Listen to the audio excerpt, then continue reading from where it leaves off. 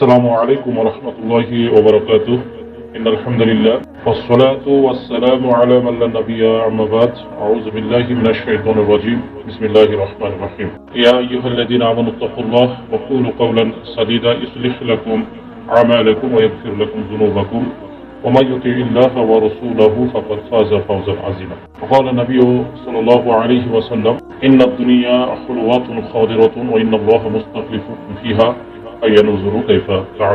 সম্মানিত ইসলামদর্দী ভাতৃবৃন্দ, সমস্ত প্রশংসা আল্লাহ তাআলার, যিনি আমাদেরকে দিনের কিছু উপদেশ শোনার এবং বোঝার তৌফিক দান করেছেন। সেই রব্বুল আলামিনের দরবারে শুকরিয়া সুজুদ আদায় করি। সকলে বলি আলহামদুলিল্লাহ। আজকে যুবকদের উদ্দেশ্যে কিছু কথা বলতে চাই, একটু মনোযোগী হয়ে ভিডিওটি শুনবেন। ইনশাআল্লাহ আমাদের খুব কাজে আসবে। যে আয়াত এবং হাদিসগুলো পেশ করব তাতে আমাদের খুব উপকারে আসবে বলে আশাবাদী ইনশাআল্লাহ তাআলা। মহান আল্লাহ রাব্বুল আলামিন এই ফিতনার যুগে, এমন একটা ফিতনার যুগ আমরা পার করছি, মুসলিম কিতাবুল ফিতান ভাবে আল্লাহ রাসূল সাল্লাল্লাহু আলাইহি ওয়াসাল্লাম বলেন, বিউদ্দিনাহুম বিআরাদি মিনাদ দুনিয়া, মানুষ ঈমানকে বিক্রি করে দুনিয়া অর্জন করবে। হাদিসের প্রথম অংশে আল্লাহ রাসূল সাল্লাল্লাহু আলাইহি ওয়াসাল্লাম বলেন, ইউসবিহু রাজুলু মুমিন ওয়া ইউমসি কাফির, সকালে মুমিন তো সন্ধ্যায় কাফের। এরকম একটা পরিস্থিতিতে আমাদের সময় কাটছে। নাসিরউদ্দিন আলবানী রাহিমাহুল্লাহ এই হাদিসের বিষয়ে বলেন যে এটি এই বর্তমান জামানারি হাদিস। জামানায় সাল্লাল্লাহু আলাইহি ওয়াসাল্লাম বলেন, মুতামাসসিকু বিসুন্নতি ইনদা ইখতিলাফি কাল কাবিদি আলাল জামরি, মতভেদের যুগে কোরআন এবং হাদিসকে মেনে চলা মানে হাতের থাবাতে কয়লার আঙ্গারকে ধারণ করার মতো। এরকম একটা পরিস্থিতিতে রয়েছে। দিক থেকে আমাদের কাছে যে এমুক দল হক, অমুক দল হক, এমুক মানহাজ সহি সঠিক, এই বিষয়ে বলছি যে আমরা একটা সময় বেরেলি মানহাজে ছিলাম। তখন আমাদের মধ্যে অন্ধত্ব ছিল, আমরা আমাদেরকে নির্ভর করতাম, তাই তাদেরকে হকপন্থী হিসেবে মেনে নিয়েছিলাম। যখন কোরআন এবং হাদিসের পেয়েছি তখন থেকে তাদেরকে চিনতে সক্ষম হয়েছি এবং তাদেরকে আমরা বিদায় দিয়েছি, অর্থাৎ তাদেরকে পরিত্যাগ করেছি।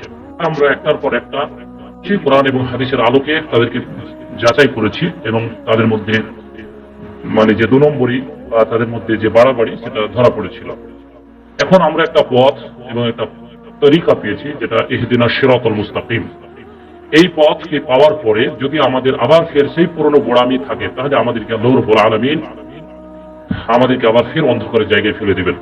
সূরা আল বাকারার একটি আয়াতে আল্লাহ রাব্বুল আলামিন বলেন, দ্বিতীয় রূপের আয়াত, যাহাবাল্লাহু বিনূরিহিম ওয়া তারাকাহুম ফি যুলুমাতি লা ইউবসিরুন, অর্থাৎ তাদের ঈমানকে তারপরে তাদেরকে অন্ধকারে ছেড়ে দেওয়া হবে। অর্থাৎ আমি যে কথা বলতে চাইছি যুবক ভাইদেরকে, সেটি হলো যে আমরা বেরেলি দেওবন্দীদেরকে তাদের মধ্যে বেদাত শিরিক পেয়েছি, তাদেরকে ত্যাগ করেছি। যাদেরকে আমরা সহিহ হিসেবে ভাবি, তাদের যে আমরা দলিল আদিল্লা পাই, সেগুলোকে কিন্তু আমরা যাচাই করি না। অর্থাৎ আমরা সালাফি মানহাজ হিসেবে যাদেরকে ভাবি, সালাফি মানহাজ বলতে এক কথায় আল্লাহ তার রাসূলের, আল্লাহর দেখানো রাস্তা, যে রাস্তায় রাসূল সাল্লাল্লাহু আলাইহি ওয়াসাল্লাম জীবনযাপন করেছেন। 63 বছর 4 দিন তিনি যে মানহাজের উপরে টিকেছিলেন, যে মানহাজের উপরে সাহাবায়ে কেরামরা ছিলেন, যে মানহাজের উপরে সলফে সালিহিনগণ ছিলেন, অর্থাৎ যেটা আমরা সূরাতুল ফাতিহাতে বলি, আনআমতা আলাইহিম, আল্লাহ তাদেরই পথ দেখাও যারা এনাম প্রাপ্ত। এনাম বলতে জান্নাতি হয়েছেন। অর্থাৎ যে 10 জন সাহাবী আপনারা জানেন, যাদেরকে আশারে মুবাশশির বলা হয়, এদের পথকেই বলা হয় যে মানহাজুস সালাফ। বর্তমানে যারা দাবি করে যে আমরা সালাফি মানহাজি, অর্থাৎ এরা সালাফি না। সালাফি হচ্ছে সাহাবায়ে কেরামদেরকে সালাফি বলা হয়, সালাফি বলা হয় এদেরকে যারা ফলো করে। সালাফ মানে পূর্বসূরীদেরকে আরবিতে একবচনে পূর্বসূরীদেরকে সালাফ বলা হয়, আর আমাদেরকে বলা হয় খালাফ, মানে পিছনে এসেছি আমরা, তাদের পরে যারা আছে তাদেরকে খালাফ বলা হয়। এখন আমরা এইখানে গিয়ে থেকে গেলাম, অর্থাৎ তাদেরকে হকপন্থী হিসেবে চিনে নিলাম। অথচ সহিহ মুসলিমের এবং সহিহুল বুখারীতে একটি হাদিস হয়, হুযায়ফাতুল ইয়ামান রাদিয়াল্লাহু তাআলা আনহু থেকে বর্ণিত। তিনি বলেন যে ফাজানাল্লাহু বিহাযাল খায়র, আমরা ছিলাম ইন্না কুন্না ফি জাহিলিয়াতিন, জাহিলিয়াতের যুগে আমাদের অবস্থান ছিল। আল্লাহ তাআলা কোরআনের মাধ্যম দিয়ে এবং আপনার মাধ্যম দিয়ে সহিহ মানহাজ আমাদেরকে আল্লাহ তাআলা দেখিয়েছেন। আল্লাহর রাসূল এই মানহাজ কখনো বিলুপ্ত হবে? তখন আল্লাহ রাসূল সাল্লাল্লাহু আলাইহি সাল্লাম বলছেন, হ্যাঁ, এমন একটি ইসলাম যেটা অফিহি দাখানো, ভেজালকৃত ইসলাম, মানে তোমরা যে দিন ইসলাম পেয়েছো এই ইসলাম কিন্তু আর আসবে না। ভেজাল। তাহলে যেখানে আল্লাহ রাসূল সাল্লাল্লাহু আলাইহি ওয়াসাল্লাম সহিহ বুখারীর স্পষ্ট সনদ, এই রিওয়ায়াতগুলো আপনারা চেক করবেন। এই রিওয়ায়াতগুলো পড়লেই বুঝতে পারবেন যে বর্তমানে যারা দাবি করছে যে আমরা সালাফি, এরা সালাফি নয়। সালাফি তো তারাই যারা পুরোপুরি আল্লাহর রাসূলকে ফলো করে, পুরোপুরি ভাবে। তারা হয়তো কিছু জায়গাতে ফলো করে, আংশিক জায়গাগুলোতে ফলো করেন, বাকি জায়গাগুলোতে ফলো করে না। যেমন তাদের মধ্যে বিলাসিতা, বিয়েতে, শাদীতে, আরো বিভিন্ন ক্ষেত্রে। অথচ কোরআনে স্পষ্ট কথা আছে, সূরা বনী ইসরাঈলের 27 নম্বর আয়াত, ইন্নাল মুবাজ্জিরিনা কানু ইখওয়ানা শায়াতিন। যারা অপব্যয় করে, অপচয় করে, স্বার্থপর, তারা কখনোই মুসলিম হবে না, এরা শয়তানের ভাই বলা হয়েছে। যারা দাবি করে তাদের মধ্যে দেখতে পাবেন যে তাদের মধ্যে প্রচন্ড হারে বাড়াবাড়ি, তারা বিলাসিতার মধ্যে তারা জীবনযাপন করে। তারা কি করে সালাফি হয়? সালাফিদের মাঝে ছিল দুনিয়া বিমুখতা, যেটা আহমদ বিন হাম্বলের জীবনীতে পাওয়া যায়, এবং তিনি একটা কিতাবুল জুহুদ নামে কিতাব লিখে গিয়েছেন। দুনিয়া বিমুখতা, দুনিয়া বিমুখতা যদি না থাকে তারা সালাফি হতে পারবে না। যাদেরকে সালাফি হিসেবে চিনছেন হে যুবকের দল, আপনাদেরকে বলছি যে যাদের মধ্যে বিলাসিতা আছে তারা কি করে সালাফি মানহাজের মধ্যে আসতে পারে? আপনারা কি করে তাদেরকে তাদেরকে দায়িত্ব দিলেন বা তাদেরকে হক বলেন? কি ওহী এসেছে আপনারা আমার কাছে? তাদেরকে সালাফি বলে দিলেন। সালাফি নাম ভাঙিয়ে যারা খাচ্ছেন তাদের এই জালিয়াতি থেকে আমাদেরকে বাঁচতে হবে। কারণ আমরা বেরেলভীকে ত্যাগ করেছি, আমরা দেওবন্দীকে ত্যাগ করেছি, তাদের মধ্যে শিরিক বেদাত দেখেছি। আমরা নিজের বাবা মাকে পর্যন্ত ইসলামের জন্য তাদেরকেও পর্যন্ত আমরা তাদের অনেক কিছু থেকে বঞ্চিত আছি, তাদেরকে অনেক কিছু থেকে বঞ্চিত করেছি।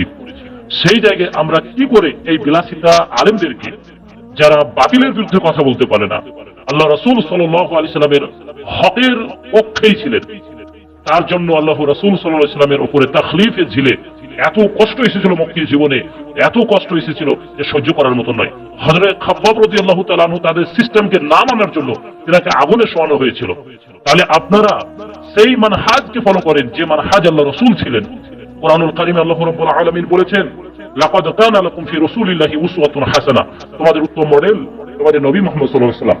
বলেন বিবেক করে হে যুবকের দল, যে আপনারা রাসূল সাল্লাল্লাহু আলাইহি ওয়াসাল্লামের পুরো মক্কি জীবন, পুরো মাদানীর জীবন কি পড়েছেন? যদি মানহাজের যিনি মেন মানুষ, যে আসল যার দ্বারাতে এই ইসলাম প্রতিষ্ঠিত হয়েছে, যিনি এই ইসলামের একমাত্র যিনি মেন ব্যক্তিত্ব, তিনার জীবনী কে কয়জন পড়েছেন? সেই বিষয়ে আমাদের কোনো চিন্তা ফিকির নাই। আপনাদের উদ্দেশ্যে বলছি যুবক ভাই, আপনারা একটু ভালো করে শুনবেন। একটি আয়াত আপনাদেরকে বলি। মহান আল্লাহ রাব্বুল আলামিন সূরাতুল মাইদা 5 নম্বর সূরা আয়াত নম্বর 56-তে বলেন, আয়াত নম্বর 54-তে বলেন, ইয়া আইয়ুহাল্লাযিনা আমানু মা ইয়ারতাদ্দা মিনকুম আন দীনিহি, হে মুমিনগণ, যদি তোমরা আল্লাহর দ্বীন থেকে সরে যাও, অর্থাৎ যদি পুরোপুরি ভাবে আল্লাহ রাসূল এবং সাহাবায়ে কিরামদের মতন যদি আমরা না চলি, তাদের মতন যদি দ্বীন না মানি, তাহলে ফাসাউফা ইয়াতি আল্লাহু বিকওম, আল্লাহ তাবারাক ওয়া তাআলা আমাদেরকে বাতিল করে দিয়ে একটা কওমকে আনবেন। সেই কওমের কথা যারা প্রকৃত সালাফি হবেন, যারা প্রকৃত সালাফদের ফলোয়ার হবে, তাদের গুণ এই আয়াতে বলা হচ্ছে। ভালো করে এই আয়াতটি আপনারা দেখবেন, পড়ে থাকিয়েন না প্রতারকদের পেছনে, নিজের এই জীবনকে নষ্ট করে দিয়েন না। জান্নাতের যদি দরকার আছে তাহলে কোরআনকে গভীরভাবে স্টাডি করুন, হাদিসগুলোকে দিবারাত্রি পড়ুন, তাহলে সহি মানহাজটা খুঁজে পাবেন। কারণ সহি মানহাজ কোরআন হাদিসে আছে, তার গুণ আখলাক বৈশিষ্ট্যের উপরে এই মানহাজ দলবাজির উপরে নয়। কোন একটা আলেমের কথা দিয়ে চলে না এই মানহাজ। এই মানহাজ কোরআন এবং হাদিসের উপরে চলে, যে মানহাজের উপরে ছিলেন আল্লাহ রাসূল, সাহাবায়ে কিরাম, তাবিঈগণ। তাদের জীবনীগুলোকে দেখুন, তাহলে বুঝতে পারবেন যারা দাবি করছে এদের জালিয়াতি ধরা পড়ে যাবে। এই আয়াতটি একবার ফলো করে দেখবেন।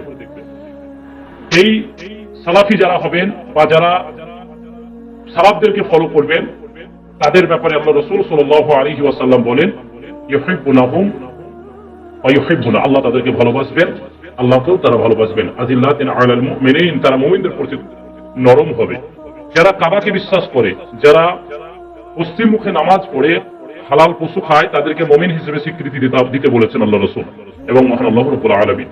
তো মুমিনদের সাথে আমরা বর্তমানে যাদেরকে দেখতে পাই, তারা সদাচরণ করে না, তাদের মানহাজকে স্বীকার করে না বলে তাদেরকে বিভিন্ন ট্যাগ দিয়ে দেওয়া হয়। অথচ কোরআনে বলছেন তারা মুমিনদের প্রতি নরম হবেন। আইজ্জাতিন আলাল কাফিরিন, তারা কাফেরদের প্রতি হবে কঠোর এবং তাদেরকে কোনো পরোয়া করবে না। এই যারা নব্য সালাফি দাবিদার, যারা সালাফদের মানহাজ ভাঙিয়ে খায়, তারা কাফেরদেরকে সাপোর্ট করে, তারা কাফেরদের পক্ষেই থাকে, অর্থাৎ তাদের সাফাই গায়। আর আল্লাহর পথের প্রকৃত আল্লাহর বান্দাদেরকে তারা কটাক্ষ করে, বিভিন্ন ইলজাম তাদের উপরে চাপিয়ে দেয়। ইউজাহিদুনা ফি সাবিলিল্লাহ, তাদের গুণ বর্ণনা করছেন, তারা আল্লাহর পথে সংগ্রাম করবে ওয়ালা ইয়াখাফু লাউমাতা লাইম, তারা কোনো নিন্দুকের নিন্দাকে পরোয়া করে না। যালিকা ফাদলুল্লাহ, এটাই হচ্ছে আল্লাহর অনুগ্রহ, ইউতিহি মাইয়াশা, আল্লাহ যাকে চান তাকে দান করেন। আল্লাহু ওয়াসিউন আলিম, নিশ্চয় আল্লাহ তাআলা প্রাচুর্য দানকারী। এই আয়াতের সাথে সূরা মুহাম্মদের শেষ আয়াতের সম্পর্ক আছে, আপনারা জানেন। ওই আয়াতে বলা হয়েছে যে যদি তোমরা আল্লাহর দিন থেকে সরে যাও তাহলে আল্লাহ তাআলা তোমাদেরকে হটিয়ে দিয়ে ফাসাউফা ইয়াতি আল্লাহ, আল্লাহ তাবারক ওয়া তাআলা তোমাদেরকে হটিয়ে দিয়ে একটা সম্প্রদায়কে আনবেন, তারা তোমাদের মতন হবে না, তারা তোমাদের মতন হবে না। অর্থাৎ চিন্তা করছেন যে তারা অবশ্যই সাহাবীদের মতন হবে, তারা নিজেদের জীবন তাদের অর্থ দিয়ে আল্লাহর পথে তারা এই দ্বীনকে পুনরায় গালিব করার চেষ্টা করবে। সম্মানিত উপস্থিতি, আল্লাহ রাব্বুল আলামিন আমাদের সকলকে যেন সহি মানহাজের উপরে সালাফদের অর্থাৎ রাসূল সাল্লাল্লাহু আলাইহি সাল্লামের মানহাজের উপরে আমাদেরকে ইস্তেকামাত রাখেন। ইহদিনাস সিরাতাল মুস্তাকিমের পথে আল্লাহ আমাদেরকে অটল অবিচল রাখুন, আমিন ইয়া রাব্বাল আলামিন। আসসালামু আলাইকুম ওয়া রাহমাতুল্লাহি ওয়া বারাকাতুহু।